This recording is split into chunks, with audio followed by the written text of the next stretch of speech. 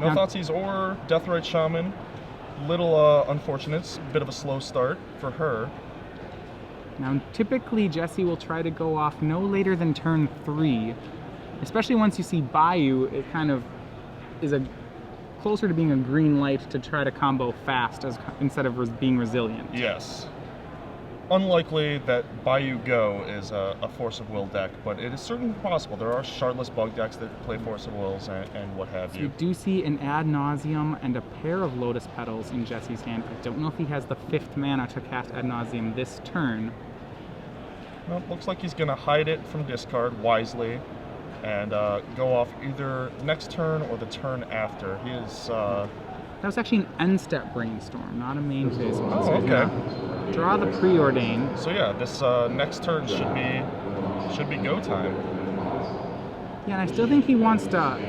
It's a little awkward with that Ad Nauseam that if he's not going off this turn, he's going to have to draw the other card here. Yeah, it's just cycling, but, underneath the Ad Nauseam. Yeah, so he really would like to hide the Ad Nauseam here. Yeah. And that's what he's considering now, is whether he needs to hide it or push the other card and just hope that he doesn't get discarded. But he does. It's a Brainstorm. Brainstorm is a good one, too. So it looks like, it's not 2 Lotus Petals. It's 2 Lotus Petals, a Lion's Eye Diamond, and a Cabal Ritual. So he actually, I believe, had the possibility to make a turn 2 Ad Nauseam right there, but he wouldn't have any extra mana floating when he made it. Right. And he's still not sure that the coast is necessarily clear. Yeah, there's no plays from Cat on turn 2. She has a turn 3 Liliana, but it's very likely that Jesse is setting up for this turn. Land go is not the curve that Cat was looking for, but yeah, and I'm starting on 6, not knowing her matchup. And surprised, okay, Jesse, it's not necessarily showtime just yet. Still pushing. Still Yeah, pushing that Ad Nauseam down. So right now, he had the option of playing Petal, Ritual, so that would be +3, it would have gone up to 6 mana. Could have played Lion's Eye Diamond, cast Ad Nauseam, sack, so he could have had Ad Nauseam with 4 floating this turn, but it looks like he wants more. Right. Jesse, ever the greedy player. Yep. Well, he has all the time in the world. I mean, he's under literally no pressure. Cat hasn't cast a spell yet, so... So now he's Gitaxian probing. The promo art always sends me for a little loop there, but yeah, gets to see that the coast is clear, and this should be game. Were Jesse playing Maverick, this would be a great hand. However, this does nothing. It's a Lightning Bolt, 2 Punishing Fires, a Bloodbraid Elf. Liliana's the only card that actually interacts here. And even that is slow to the board and slow to impact. And now Jesse has the green light. And let's watch him go through the motions here. Yeah, he may even buy himself another turn. He still, after tapping that mana, can go for Ad Nauseam +3. Yeah, I mean, that's like a 95+% win rate, right? It's pretty good. He can go Ad Nauseam +3, or he can go Ad Nauseam plus with 1 mana floating and have an Infernal Tutor, a Demonic Tutor. Well, he can't Demonic Tutor. He can't do the Demonic. He can Infernal, though. He can Infernal for, say, another LED to make sure that he has...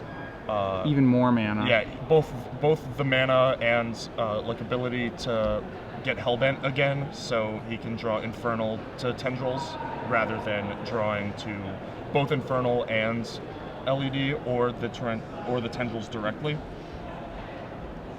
So that looks like what he's deciding between what is the higher percentage play, and these are what make the great combo players great, is the difference. They find the 98% instead of the 95%, They make sure that they fizzle as little as possible. Yes. So I see here there have been 2 spells played. Their Storm really won't be an issue here because he's going with an Ad Nauseam kill. These are spells, for the record, these are spells 3 and 4. 2 and 3, right? I did actually 3 and 4. He played a Preordain and then the Gitaxian Probe. Ah, yes. So that's 5. You see Jesse's keeping track of Storm here. Except for Storm probably will not matter. He'll probably have well in excess of 10. Yes. What is Storm at? You're dead.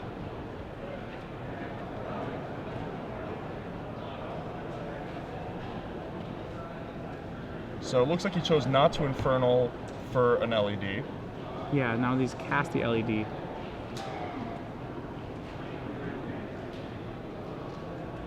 So we'll see where he's going at here. He does have enough mana to cast the Ad Nauseam, and then with it on the stack, sack the LED. Yes. So he's going to start out by making 2 mana with going up to... So did he have Threshold there? He has 1 card short. Yep. No, it looks like he actually did have Threshold, so he goes up to 5 black there. All right. And he may have stranded these Infernal Tutors a little bit, or he just doesn't have to use the LED. So he's going to go from 5 black down to 3, casting Infernal Tutor, revealing Ad Nauseam. Yes, this is just to get Past in Flames and... Okay, he's not going for the Ad Nauseam because he's going to go for the Past in Flames still. Yeah. So with that on the stack, he's going to make 3 red, go ahead and Infernal Tutor for Past in Flames, and that should also... That should do it here. A 100% win instead of a 98% win. Right, so he's going to not do the Ad Nauseam kill. So he has 3 black, 3 red, 7 storm. Yeah, so the first Ad Nauseam here will go ahead, or the first Past in Flames will take 1 red, all 3 of the black mana, and will allow him to restart by recasting the Gitaxian Probe and the Cabal Ritual. Right. So down to 2 red in pool, or 2 mana in pool. Yeah, I'm not sure on which color he kept and which color he spent. Right. Looks like he spent all the red mana, so now this is just black mana left. All right. And he's casting, very Cabal quickly. Ritual up. Yep, recasting Cabal Ritual, recasting Infernal Tutor, finding Tendrils, casting Tendrils is the play here. So that'll be the 10th spell, and that'll drain for 20. So Jesse gets it on turn 3. Inked. So let's look at the Jund deck. Kat didn't manage to play a spell the first game. Yep. She kept a great anti-aggro hand. Jund a pretty good anti-aggro deck. Yes. But she's gonna have to do something the deck's not designed for. Yeah. Well, we have 7 discard spells main in 4 Thoughtseize, 3 Hymn to Torok, in addition to 4 Liliana of the Veil. Beyond that, in the board, we're going to go 3 more in the form of Duress, along with 2 Surgical Extractions and a Slaughter Games. So that's a fair amount of action she's going to have there with 6 more high-impact cards boarded in. Slaughter Games may or may not be boarded in. I'm not positive the game will last long enough for her to cast one. That said, if she can Slaughter Games a Tendrils, that is pretty good. Yeah, you can definitely envision a game lasting to 4 mana, especially with the mana boost from Deathrite Shaman. If you have like a Deathrite and then 1 discard spell that'll slow them down, the full turn cycle that you need to get the Slaughter Games off, I definitely think that that's a possibility. Surgical's certainly coming in.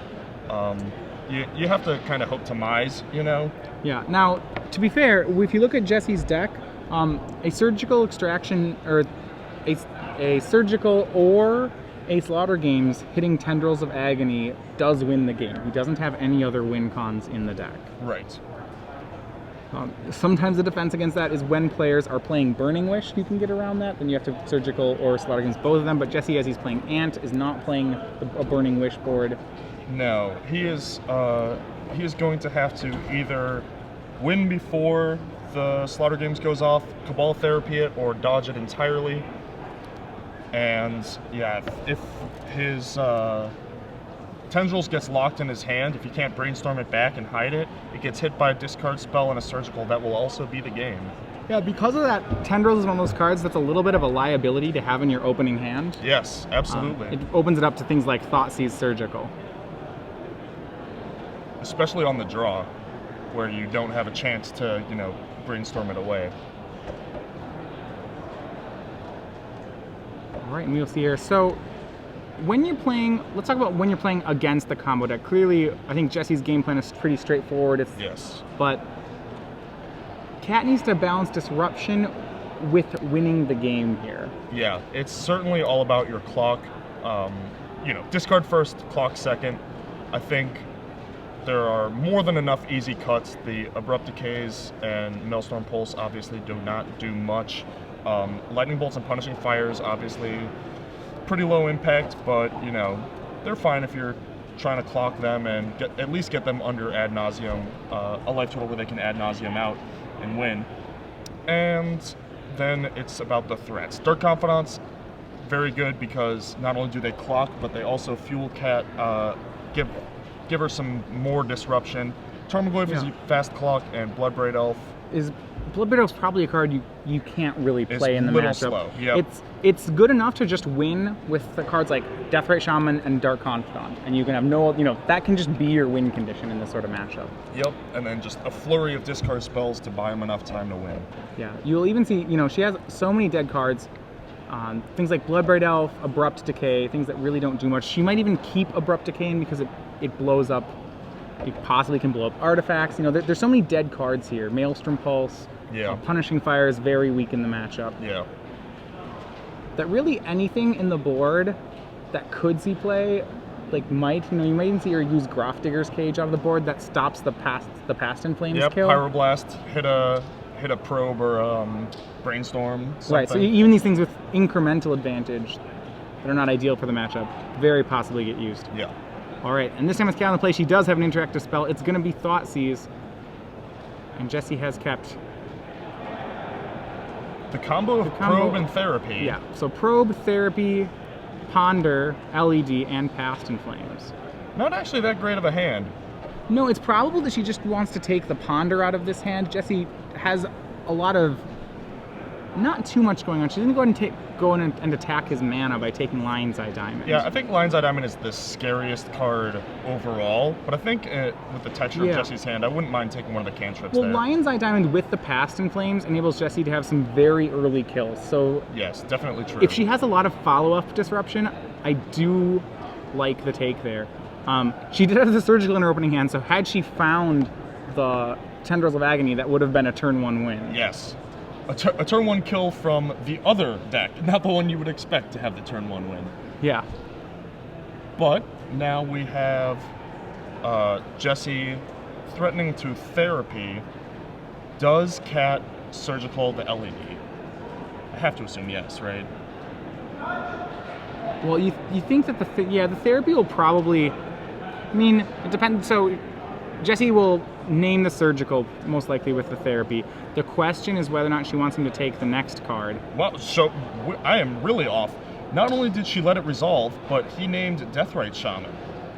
All right, so she's allowed to keep the Surgical Extraction right now. Well, I guess, there's now no pressure, so Jessie has all the time in the world. Yeah, without Deathrite, he did take the clock away there. She's left with 2 lands, a Surgical, and a 4th card there.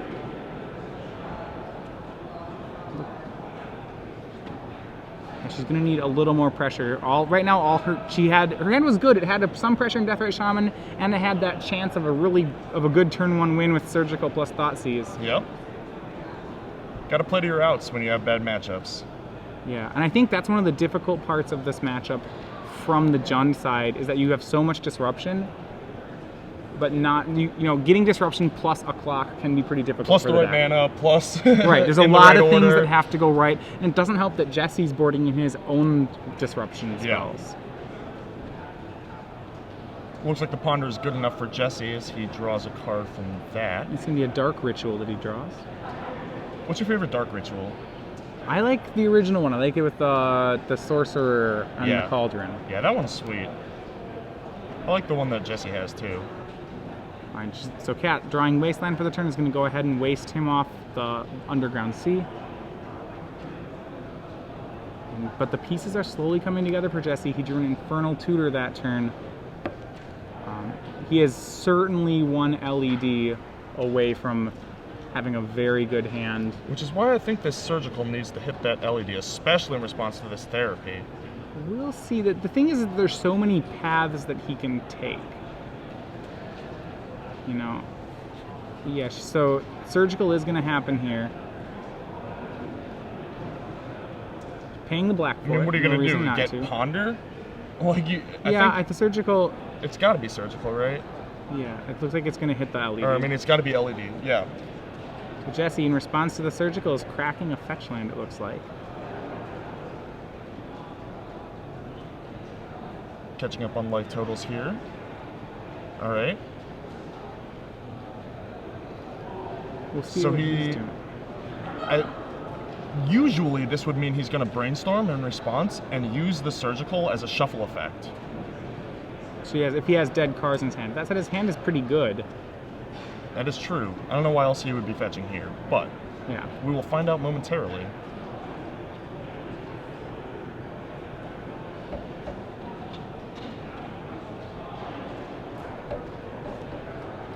All right.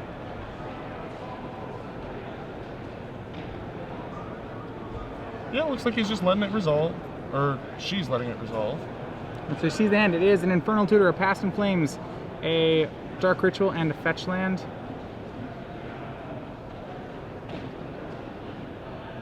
She's not pulling the LEDs to the front. It's possible she was going for Underground Sea. I'm not. No, We'll figure I don't know if that you can do. out. Hold on, I'm gonna have to check. That's Yep, we will find out what that surgical extraction was naming and what Yeah. that was all about for you guys in just a second here. remember because Underground Sea is not a basic land. It is something you can surgical. That is true. She actually didn't remove anything from the graveyard either. Yeah, it was Underground Sea. She didn't take the one that's in the graveyard. I guess while that's technically a correct play, like the reason she wants to take it is because it keeps him one off threshold. Right. And Jesse doesn't have a way to recur it. Right.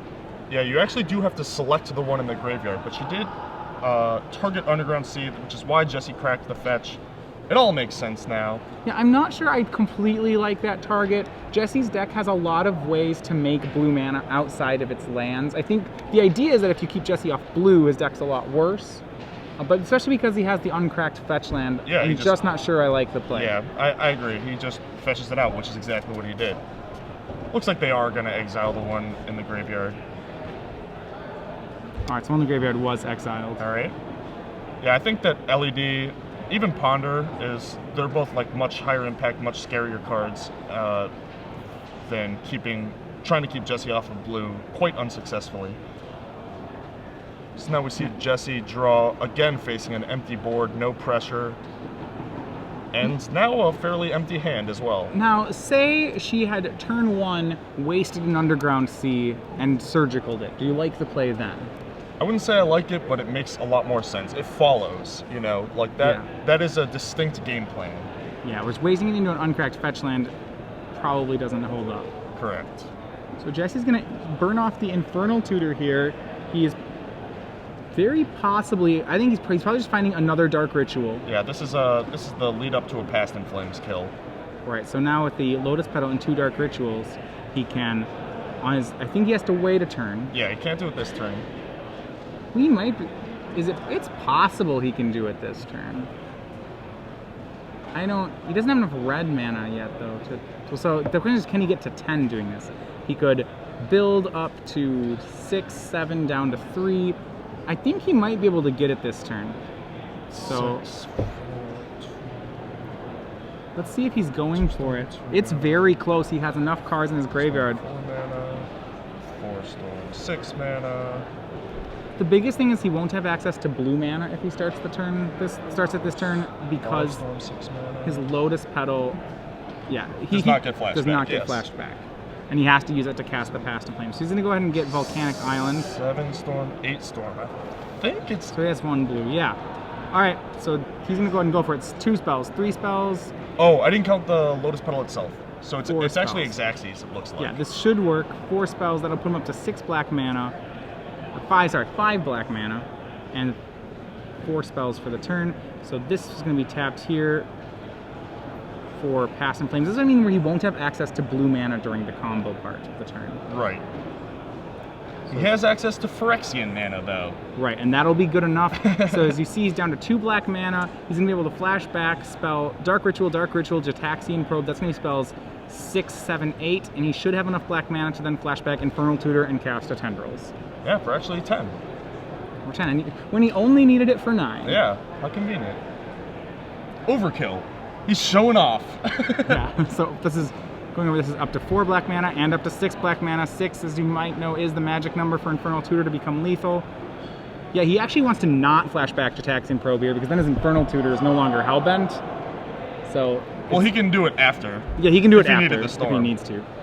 But he has to make he has to make sure that he doesn't do it before he does Right. the tutor. That would be embarrassing. All right, Infernal Tutor is spell number 8. Down to 4 black mana, but 4 is just the right number here. What do you think he's gonna find? Well, if he could find another Infernal Tutor. Set up for next turn. Set up for next turn. Yeah, he doesn't even have to reveal it. But it was Tendrils. Oh, look at that. And that's going to be for Storm of 9. And there's the that'll be hand. match. Jesse Hampton wins 2-0. And one of the most unfair decks in the format, playing against One of the more fair more decks. fair decks. John's actually very good